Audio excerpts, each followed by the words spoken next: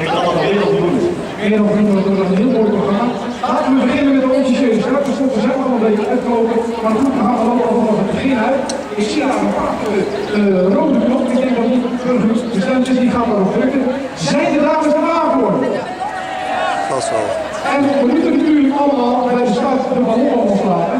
Want dat is het moment waarop zeg maar 1000 ballonnen minimaal de lucht in gaan. Misschien sommige mensen hebben zelfs 200, dus zou het bijna 2000 kunnen zijn. Gaat het goed komen? Dat goed komen. En weet je wat nog bijzonder is? Als we straks ballonnen opladen, dan doen we dat niet aan de start van een mooie dag, van een mooie fietsdag. Maar dan doen we dat ook een fantastisch goed doen.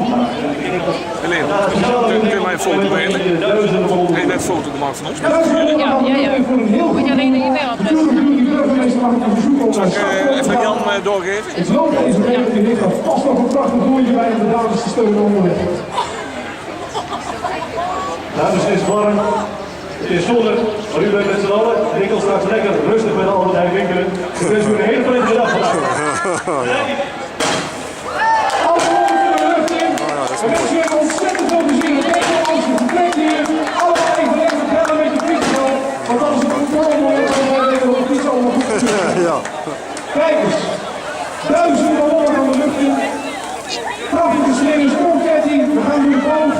Heel Tilburg gaan we jullie bezoeken om af te trappen en prettig te vertrekken in het Grafenplein.